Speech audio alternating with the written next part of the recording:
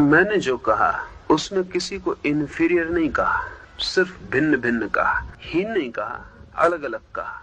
और जिसकी निजता हनुमान के करीब पड़ती है वो मेरे कहने से हनुमान को हीन न मान सकेगा। अब मेरी निजता में तो हनुमान करीब नहीं पड़ते, सो मैं किसी और की निजता का ध्यान रख के झूठा वक्तव्य नहीं दे सकता।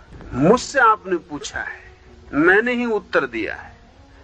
मुझे अगर चुनना हो तो मीरा चुनने जैसी लगेगी, मुझे अगर चुनना हो तो राम छोड़ देने से जैसे लगेंगे और कृष्ण चुनने जैसे लगेंगे। और मुझे क्यों लगेंगे उसके कारण मैंने कहे। ऐसा नहीं है कि आप कृष्ण को चुने और राम को छोड़ें। समझ ले मेरी बात को, उतना काफी है। आपकी निजता आपको जहां ले जाए वहीं जाना है। मेरी दृष्टि में राम का व्यक्तित्व मर्यादित है और मैं मानता हूं कि राम को मानने वाले लोग भी नहीं कहेंगे कि अमर्यादित है। असल में राम को मानने वाले लोग भी राम को इसलिए मानते हैं कि वो मर्यादा में है, और जिनके चित्त मर्यादा में जीते हैं उनके लिए राम अनुकूल पड़ेंगे। लेकिन मैं कह ये रहा हूं कि मर्यादा का मतलब सीमा होता है। सीमा के बाहर भी चीजों का होना है, सीमा के बाहर भी सत्य है। इसलिए पूर्ण सत्य को तो अमर्याद ही घेर सकेगा, पूर्ण सत्य को मर्यादित नहीं घेर सकता। पूर्ण सत्य को तो कृष्ण ही घेर सकेंगे, राम नहीं घेर सकते। और ऐसा नहीं है कि आपकी परंपरा ने भेद नहीं किया। आपकी परंपरा भी राम को कभी पूर्ण अवतार नहीं कहती है, कृष्ण को ही पूर्ण अवतार कहती है। आपकी परंपरा भी फर्क निश्चित करती है। हनुमान और मीरा के बाबत कभी आपकी परंपरा ने तुलना भी की है, ये भी मुझे पता नहीं है। तुलना भी नहीं की है। राम और कृष्ण के बाबत तो तुलना आपकी परंपरा में है, और उसमें कृष्ण पूर्ण अवतार है। और ये भी साफ है कि राम को मानने वाला कृष्ण को नहीं मान सका है, कान भी बंद कर लिए हैं उसने कि कृष्ण का नाम न पड़ जाए। और कृष्ण को मानने वाला राम को कुछ भी नहीं समझ पाया है, स्वाभाविक है। लेकिन तथ्य की बात कहूं, क्योंकि मैं तो किसी को मानने वाला नहीं, मुझे जैसा दिखाई पड़ता वो मैं कहता हूं। मैं किसी का मानने वाला नहीं हूं। मैं न कृष्ण का मानने वाला हूं न राम का मानने वाला हूं। मुझे तो जो दिखाई पड़ता है वो ये है कि राम का एक व्यक्तित्व साफ सुथरा निखरा, उतना निखरा और साफ सुथरा व्यक्तित्व कृष्ण का नहीं है, हो नहीं सकता। वही उसकी गहराई है। राम ने एक बड़े जंगल का एक छोटा सा हिस्सा काट कूट के साफ सुथरा कर लिया है। वहां से वृक्ष हटा दिए हैं, लताएं हटा दी हैं, घास काट दिया, पत्थर हटा दिए।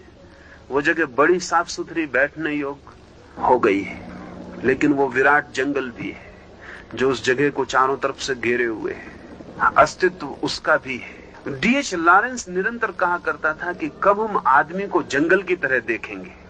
अभी तक हमने आदमी को बगिया की तरह देखा है। राम एक बगिया है, कृष्ण एक विराट जंगल जिसमें कोई व्यवस्था नहीं, जिसमें क्यारियां कटी हुई और साफ सुथरी नहीं, जिसमें रास्ते बने हुए नहीं है, पगडंडियां तय नहीं, जिसमें भयंकर जंतु भी हैं, हमलावर शेर भी है, सिंह भी है, अंधेरा भी है, चोर डाकू भी हो सकते हैं, जीवन को खतरा भी हो सकता है। कृष्ण का व्यक्तित्व तो एक विराट जंगल की भांति है, अनियोजित, अनप्लान्ड, जैसा है वैसा है। राम का व्यक्तित्व एक छोटी सी बगिया की तरह, किचन गार्डन की तरह, जो आपने अपने घर के बगल में लगा रखा है। सब साफ सुथरा है, कोई खतरा नहीं है, कोई जंगली जानवर नहीं है। मैं नहीं कहता कि आप किचन गार्डन ना लगाएं, इतना ही कहता हूं कि किचन गार्डन है, जंगल जंगल है। और कभी जब किचन गार्डन से उब जाएंगे तो पाएंगे कि जंगल में ही असली राज है, वो हमारा लगाया हुआ नहीं है। आपकी परंपरा ने राम और कृष्ण में तो तुलना कर ली, लेकिन मीरा और हनुमान में नहीं की। मीरा और हनुमान में करने का बहुत कारण भी नहीं है। लेकिन कल बात उठी इसलिए मैंने कहा कि हनुमान, जब राम ही किचन गार्डन है तो हनुमान को कहां रखिएगा, एक गमला ही रह जाएंगे। राम को मैं, हाँ, जब मैं राम को कहूंगा कि एक छोटी सी बगिया है बंगले के बाहर लगा हुआ, बंगले के बाहर बगिया होनी चाहिए और बंगले के बाहर जंगल नहीं लगाया जा सकता, वो भी मुझे भली भांति ज्ञात है। लेकिन फिर भी बगिया बगिया है, जंगल जंगल है। और कभी कभी जब बगिया से उब जाते हैं तो जंगल की तरफ जाना पड़ता है, और एक दिन उब जाना चाहिए बगिया से, वो भी जरूरी है। तो हनुमान को कहां रखिएगा? हनुमान तो फिर एक गमला रह जाते, बहुत साफ सुथरे, कई बार राम से भी ज्यादा साफ सुथरे, क्योंकि और छोटी जगह घेरते हैं, इसलिए और साफ सुथरे हो सकते हैं। नर्तन कर सकते हैं बंगले का बगीचे पर। जब हवा बहती है तो उसके पौधे भी नाचते हैं, और गमले में लगा पौधे पे भी जब हवा बहती तो वो भी डोलता है। लेकिन जंगल में तांडव चलता है, उसकी बात ही और। हम उससे भी तो घबराते हैं। वो नर्तन विराट है, हमारे कंट्रोल के बाहर है। ये नर्तन हमारे भीतर है। हनुमान नर्तन करते हैं, लेकिन राम की आज्ञा मान लेंगे। मीरा नर्तन करती है और कृष्ण भी अगर रोके तो नहीं रुकेगी। फर्क बड़े बुनियादी है। कृष्ण मीरा को भी डांट डपट देगी, हनुमान ना डांट डपट सकेंगे। मीरा कृष्ण को भी कह देगी बैठो एक तरफ, हटो रास्ते से, ना चलने दो, बीच में मत आओ। वो हनुमान ना कर सकेंगे।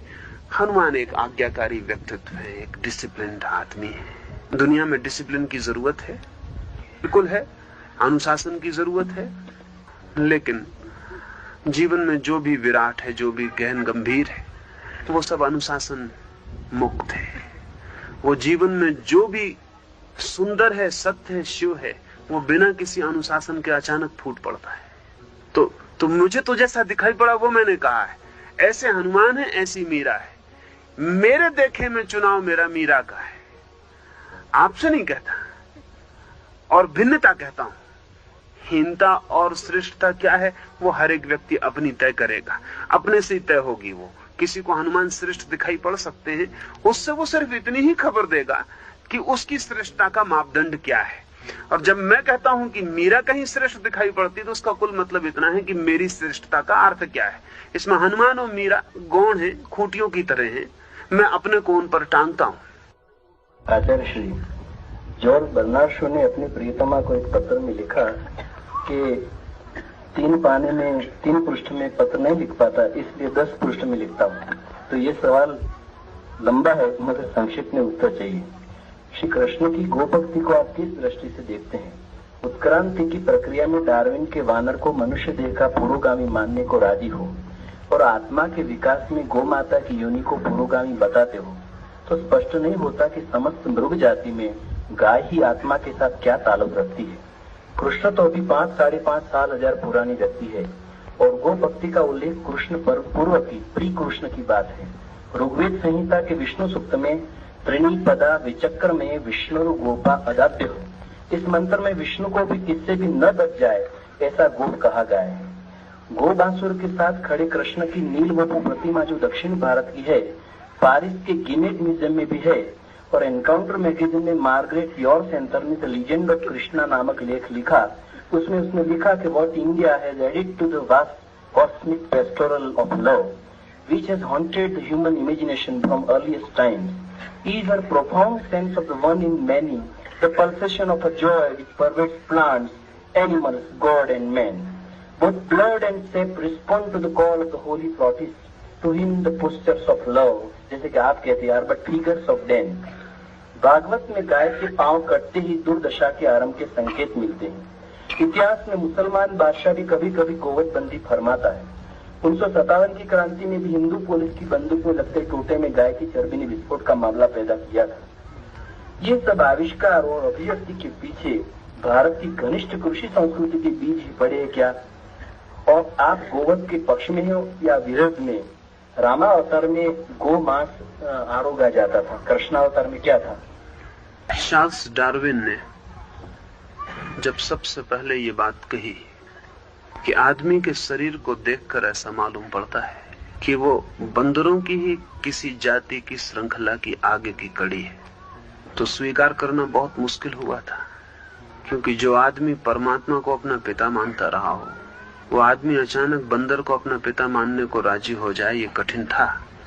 एकदम परमात्मा की जगह बंदर बैठ जाए तो अहंकार को बड़ी गहरी चोट थी, लेकिन कोई रास्ता न था। डार्विन जो कह रहा था प्रबल प्रमाण थे। डार्विन जो कह रहा था उसके लिए समस्त वैज्ञानिक साधन सहारा दे रहे थे। इसलिए विरोध तो बहुत हुआ, लेकिन धीरे धीरे स्वीकार कर लेना पड़ा, इसके सिवा कोई रास्ता नहीं था। बंदर के शरीर और आदमी के शरीर में इतनी निकटता है, बंदर की बुद्धि और आदमी की बुद्धि में भी इतनी निकटता है, बंदर के जीने और होने के ढंग और आदमी के जीने और होने के ढंग में भी इतनी निकटता है कि ये इनकार करना मुश्किल है कि आदमी किसी न किसी रूप में बंदर की कड़ियों से जुड़ा हुआ है। आज भी हम जब रास्ते पे चलते हैं तो हमारे बाएं पैर के साथ दायां हाथ हिलता है। जरूरत नहीं है अब कोई लोकोमोशन के लिए, कोई जरूरत नहीं। आप दोनों हाथ बिल्कुल रोक के चलें तो भी चल सकते हैं, दोनों हाथ कट जाते हैं तो भी आदमी इतनी ही गति से चलता है। लेकिन बाएं पैर के साथ दाएं हाथ का हिलना, डार्विन कहेगा बंदर जब चारों हाथ पैर से चलता था तब की आदत थी, वो छूटती नहीं। वो अभी भी आप जब चलते हैं तो बस उल्टे हाथ के साथ उल्टा पैर जुड़ जाता है। वो चार हाथ पैर से कभी न कभी मनुष्य जाति का कोई पूर्वज चलता रहा है, अन्यथा इसका कोई कारण नहीं है। जहां बंदर की पूंछ है वहां वो अभी खाली जगह हमारे पास है, सबके पास, जहां पूंछ होनी चाहिए थी लेकिन अब है नहीं। वो हड्डी जहां पूंछ जुड़ी होनी चाहिए थी, वो लिंकेज हमारे शरीर में है। पूंछ तो नहीं है लेकिन वो लिंकेज है, वो खबर देती है कि कभी पूंछ रही होगी। इस लिहाज से हनुमान बड़े कीमती आदमी है। डार्विन को कुछ पता नहीं था हनुमान का, नहीं तो बड़ा प्रसन्न होता। अगर उसको हनुमान का पता चलता तो वो बड़ा प्रसन्न होता, क्योंकि हनुमान का बंदर होना, ऐसा मालूम पड़ता है कि हनुमान उस बीच कड़ी के आदमी होंगे जब वो पूरे बंदर भी नहीं रह गए थे, पूरे आदमी भी नहीं हो गए थे। कहीं लिंकेज बीच की होनी चाहिए। हाँ, ट्रांजिटरी पीरियड के आदमी होने चाहिए, क्योंकि बंदर एकदम से आदमी नहीं हो गए होंगे। लाखों साल तक बंदर आदमी होते रहे होंगे, कुछ चीजें गिरती गई होंगी, कुछ बढ़ती गई होंगी। लाखों साल में ऐसा हुआ होगा कि कड़ी टूट गई, कुछ बंदर बंदर रह गए, कुछ आदमी हो गए और बीच का हिस्सा गिर गया। वो जो बीच का हिस्सा गिर गया, हनुमान उसी के कहीं ना कहीं प्रतीक है। वो जो बीच का हिस्सा अब उपलब्ध नहीं है, उसको खोजा जा रहा है बहुत, और सारी जमीन पर हजार तरह की, लाख तरह की खोजें चलती हैं कि हम उस बीच की कड़ी की हड्डियों को खोज लें जो आदमी और बंदर के बीच में रही होगी। हनुमान की हड्डियां कहीं मिल जाएं तो काम आ सकती। डार्विन ने जब ये कहा तो कठिन हुआ था, लेकिन धीरे धीरे स्वीकृत हुआ, क्योंकि प्रमाण प्रबल थे और पक्ष में थे। मैं एक दूसरी बात भी कहता हूं, और वो मैं ये कहता हूं कि आदमी के शरीर का जहां तक विकास है, आदमी का शरीर बंदर के विकास की अगली कड़ी है। लेकिन जहां तक आदमी की आत्मा का संबंध है, वहां तक आदमी की आत्मा गाय की आत्मा की अगली कड़ी है। आदमी के पास आत्मा की जो यात्रा है वो तो गाय से होकर आई है, और शरीर की जो यात्रा है वो बंदर से होकर आई है। निश्चित ही जैसे प्रमाण डार्विन बंदर से होने के लिए जुटा सका, ठीक वैसे प्रमाण इस बात के लिए नहीं जुटाए जा सकते, लेकिन दूसरे तरह के प्रमाण जुटाए जा सकते हैं। गाय को मां कहने का कारण सिर्फ करने वाला देश नहीं है, क्योंकि बैल को हमने पिता नहीं कहा। गाय को मां कहने का कारण सिर्फ गाय की कृषि प्रधान देश की उपादेयता और उपयोगिता मात्र नहीं है। अगर ये सिर्फ उपादेयता होती तो उपादेय चीजों को हम मां नहीं बना लेते हैं, कोई कारण नहीं है। रेलगाड़ी को कोई मां नहीं कहता, बहुत उपादेय है, और रेलगाड़ी के बिना एक क्षण नहीं चला जा सकता। हवाई जहाज को कोई मां नहीं बना लेता, बहुत उपादेय है। दुनिया में उपादेय चीजों को किस कौम ने कब मां कहा है? जो विचार नहीं है वो ये है कि उपादेय चीजें तो सभी के लिए कुछ ना कुछ रही हैं जिनकी यूटिलिटी रही है, लेकिन जिस चीज की यूटिलिटी हो उसको मां कहने का क्या संबंध है? यूटिलिटी हो तो ठीक है, मां कहने का कोई वास्ता नहीं है। मां कहने के वास्ते के पीछे कोई और कारण है।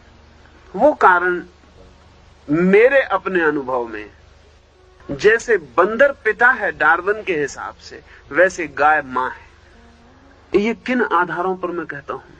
इसके सारे आधार साइकिक रिसर्च के ही आधार हो सकते, मनस की और जाति स्मरण के आधार हो सकते हैं। हजारों योगियों ने निरंतर इस पर प्रयोग करके यह अनुभव किया कि वो जितने पीछे लौटते हैं, जब तक याद आती तब तक मनुष्य के जन्म होते हैं, लेकिन मनुष्यों के जन्मों के पीछे जो स्मरण आना शुरू होता है वो गाय का जन्म शुरू हो जाता है।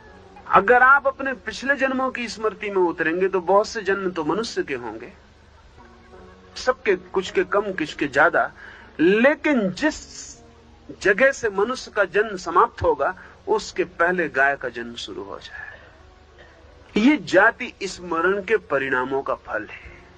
जिन लोगों ने जाति स्मरण पर प्रयोग किए, अपने पिछले जन्म की स्मृतियों को खोजबीन की, उन्होंने पाया कि आदमी की स्मृतियों के बाद जो पहली परत मिलती है वो परत गाय की स्मृति की। इस गाय की स्मृति के आधार पर गाय को मां कहा गया।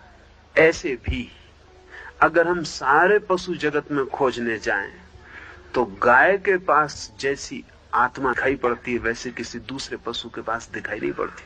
अगर हम गाय की आंख में झांकें तो जैसी मानवीयता गाय की आंख में झलकती है वैसी मानवीयता किसी दूसरे पशु की आंख में नहीं झलकती। जैसी सरलता, जैसी विनम्रता गाय में दिखाई पड़ती है वैसे किसी पशु में नहीं दिखाई पड़ती। आत्मिक दृष्टि से गाय विकसिततम मालूम पड़ती है समस्त पशु जगत में। उसकी आत्मिक गुणवत्ता साफ स्पष्ट रूप से सर्वाधिक विकसित मालूम पड़ती है। उसका ये जो विकसित होना है ये भी प्रमाण बन सकता है, ख्याल दे सकता है कि अगला चरण गाय का जो होगा वो आत्मिक छलांग का होगा। बंदर की अगर हम शारीरिक बेचैनी समझें तो हमें ख्याल में आ सकता है कि ये जल्दी अपने शरीर के बाहर छलांग लगाएगा, ये रुक नहीं सकता, ये इसी शरीर से राजी नहीं हो सकता। बंदर राजी ही नहीं है किसी चीज से, वो पूरे वक्त बेचैन और चंचल और परेशान है। आपने ध्यान किया जब बच्चे पैदा होते हैं तो उनकी आंखों में गाय का भाव होता है और शरीर बंदर की व्यवस्था होती है। छोटे बच्चे को देखें तो शरीर तो उसके पास बिल्कुल निपट बंदर का होता है, लेकिन आंख में झांकें तो गाय की आंख होती है। इसलिए मैं कहता हूं कि गाय को मां कहने का कारण है ये सिर्फ कृषि प्रधान होने की वजह से ऐसा नहीं हुआ। इसके साइकिक, इसके बहुत मानसिक खोजों का कारण है। अब दुनिया में जब साइकिक रिसर्च बढ़ती चली जाती है तो मैं नहीं समझता हूं कि बहुत देर लगेगी कि इस देश की इस खोज को समर्थन विज्ञान से मिल जाए। बहुत देर नहीं लगेगी, समर्थन मिल जाएगा। कठिनाई क्या होती है? अगर हम हिंदुओं के अवतार देखें तो हमें ख्याल में आ सकता है हिंदुओं का अवतार मछली से शुरू होता है और बुद्ध तक चला जाता है। पहले ये बात बड़ी मुश्किल की थी कि मछली का अवतार, मत्स्य अवतार, पागल तो नहीं है आप? लेकिन अब जब विज्ञान और जीव शास्त्र कहता है कि जीवन का पहला अस्तित्व मछली से शुरू हुआ तब हमें बड़ी मुश्किल पड़ जाती है। अब आज मजाक नहीं उड़ा सकते इस बात का। आज इस बात का मजाक उड़ाना मुश्किल हो गया क्योंकि विज्ञान कहने लगा और विज्ञान की कुछ ऐसी छाप है हमारे मन पर कि फिर हम मजाक नहीं उड़ाते। विज्ञान कहता है कि मछली ही शायद पहला जीवन का विकसित रूप है, फिर मछली से ही सारा विकास हुआ। मछली इस देश ने पहला अवतार माना है। अवतार का कुल मतलब होता है चेतना का अवतरण। शायद मछली पर जीवन चेतना पहली बार उतरी, इसलिए मछली को अवतार कहने में बुराई नहीं। ये भाषा धर्म की है और जब विज्ञान कहता है कि मछली पहला जीवन मालूम पड़ती है तब भाषा उसके पास विज्ञान की हो जाती।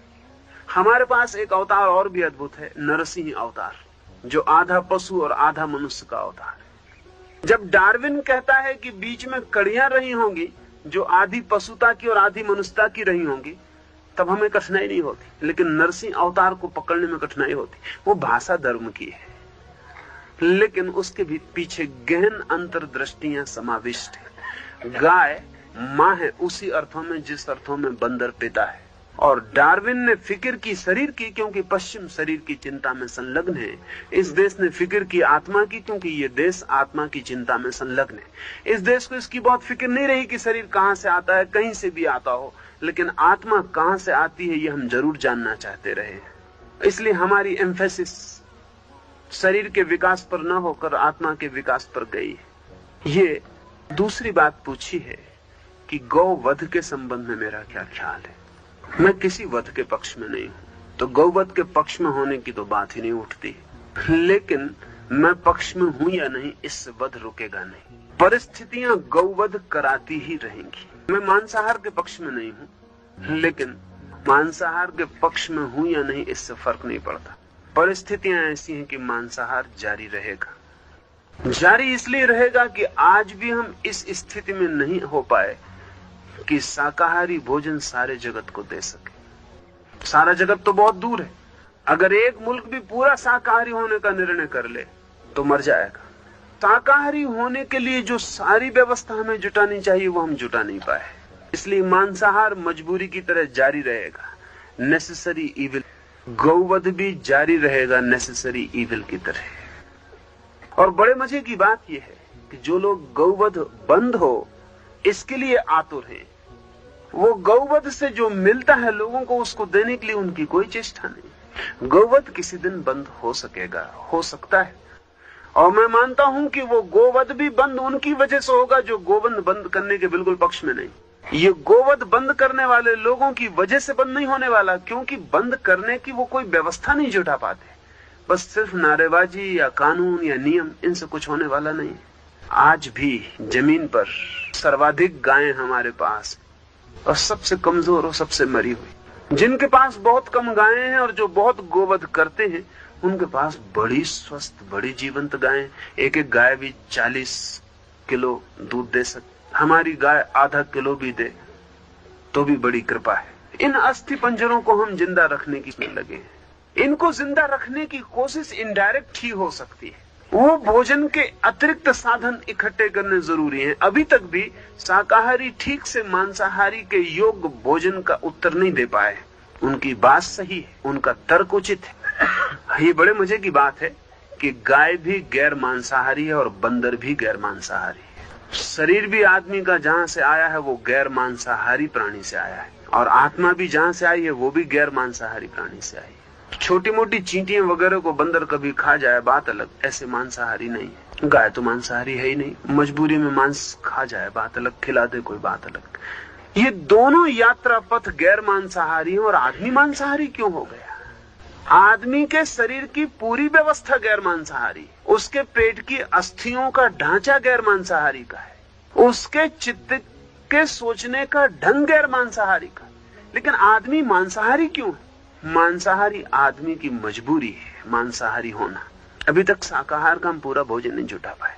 इसलिए मेरी अपनी समझ में गौवध जारी रहेगा, जारी नहीं रहना चाहिए, जारी रखना पड़ेगा, जारी नहीं रखना चाहिए, और सिर्फ उसी दिन रुक सकेगा जिस दिन हम सिंथेटिक फूड पर आदमी को ले जाने के लिए राजी हो जाएं। उसके पहले नहीं रुक सकता है। जिस दिन हम भोजन के मामले में वैज्ञानिक भोजन पर आदमी को ले जाएं, उस दिन रुक सकेगा। इसलिए मेरी चेष्टा गौवध बंद हो या न हो, इसमें जरा भी नहीं है। ये सब बिल्कुल फिजूल बातें हैं जिनको चला के हम समय खराब करते हैं और कुछ होता नहीं, हो सकता नहीं। मेरी चिंता इसमें है कि आदमी को हम ऐसा भोजन दे सके जो उसे मांसाहार से मुक्त कर सके। सिंथेटिक फूड के बिना पृथ्वी पर कोई रास्ता नहीं। अब जमीन से पैदा हुआ भोजन काम नहीं कर सकेगा। अब तो हमें फैक्ट्री में बनाई गई गोली भोजन के लिए उपयोग में लानी पड़ेगी। 3.5 अरब और 4 अरब के बीच संख्या डोलने लगी मनुष्य की। इस संख्या के लिए भोजन का कोई उपाय नहीं, और ये संख्या रोज बढ़ती जाएगी, हमारे सब उपाय के बावजूद बढ़ती जाएगी। और गौवध तो बहुत दूर की बात है।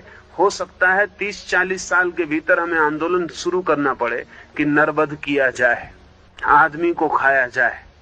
जैसे आज हम एक आदमी मरता है तो उससे कहते हैं अपनी आंख डोनेट कर दो, हम मरते हुए आदमी से कहेंगे अपना मांस डोनेट कर जाओ। इस पर कोई उपाय नहीं रह जाएगा। संख्या इतनी तीव्र होगी तो इसके सिवा कोई उपाय नहीं रह जाएगा। और जो आदमी अपना मांस डोनेट कर जाएगा उसकी हम इज्जत करेंगे, जैसे अभी आंख वाले की करते हैं। वो कह जाएगा कि मरने के पहले तो मुझे काट पीट के खा लेना। बहुत जल्दी वो वक्त आ जाएगा कि जो कौमें लोगों को जलाती हैं, लाशों को, वो अनुचित और अन्यायपूर्ण मालूम होने लगे। और ऐसा कोई आज ही हो गया ऐसा नहीं। मनुष्य को खाने वाली जातियां थीं जिनके पास कुछ और खाने को ना था, वो मनुष्य को खाती रही हैं। यहाँ मनुष्य को खाने की स्थिति करीब आई जाती है, वहां हम आंदोलन चलाए जाते हैं गौवध को रोकने का। ये नहीं चलेगा, इसमें कोई वैज्ञानिकता नहीं है। लेकिन गौवध रुक सकता है, सभी वध रुक सकता है। हमें भोजन के संबंध में बड़े क्रांतिकारी कदम उठाने की जरूरत है। गोवध के मैं पक्ष में नहीं हूं, लेकिन गोवध विरोधियों के भी पक्ष में नहीं। गोवध विरोधी निपट नासमझी की बातें करते हैं। उनके पास कोई बहुत बड़ी योजना नहीं है जिससे कि गोवध रुक सके। रुक तो जाना चाहिए। गौ आखिरी जानवर होना चाहिए जो मारा जाए। वो विकास की पशुओं में आखिरी मनुष्य के पहले की कड़ी है। उस पर दया होनी जरूरी है। उससे हमारे बहुत आंतरिक संबंध हैं, उनका ध्यान रखना जरूरी है। लेकिन ये ध्यान तब तक ही रखा जा सकता है जब सुविधा हो सके, अन्यथा नहीं रखा जा सकता। छोटी सी कहानी मैं कहूं। परसों ही रास्ते में मैं कह रहा था, एक पादरी एक चर्च में व्याख्यान करने को गया है। कोई 3-4 मील का फासला है और पहाड़ी रास्ता है, ऊंचा नीचा रास्ता है। बूढ़ा पादरी उसने गांव के अपने एक तांगे वाले को कहा कि मुझे वहां तक पहुंचा दो, जो तुम पैसे लो ले लेना। उस तांगे वाले ने कहा कि ठीक है, पैसे तो ठीक है, लेकिन मेरा बूढ़ा घोड़ा है गफ्फार, उसका जरा ध्यान रखना पड़ेगा। तो उसने कहा तो ठीक ही है, तुम जितनी दया घोड़े पर करते हो उससे कम मैं नहीं करता, घोड़े का ध्यान रखा जाए। फिर यात्रा शुरू हुई। कोई आधा मील बीतने के बाद ही चढ़ाई शुरू हुई। तो उस तांगे वाले ने कहा, आप कृपा करके आप नीचे उतर जाए, घोड़ा बूढ़ा है और ध्यान रखना जरूरी है। पादरी नीचे उतर गया। फिर ऐसा ही चलता रहा। घाट आता, पादरी को नीचे उतरना पड़ता। कभी कभी घाट और ज्यादा आ जाता तो तांगे वाले को भी नीचे उतरना पड़ता। 4 मील के रास्ते पे मुश्किल से 1 मील पादरी तांगे में बैठा, 3 मील नीचे चला, और जो असली जहां तांगे की जरूरत थी वहां पैदल चला, और जहां तांगे की जरूरत नहीं था वहां तांगे में बैठा। जब वे चर्च के पास पहुंच गए और तांगे वाले को पादरी ने पैसे चुकाए, तो उसने कहा कि पैसे तो तुम लो, लेकिन एक सवाल का जवाब देते जाओ। मैं तो यहां भाषण देने आया, समझ में आता है, तुम पैसा कमाने आए, वो भी समझ में आता। गफ्फार को किस लिए लाए?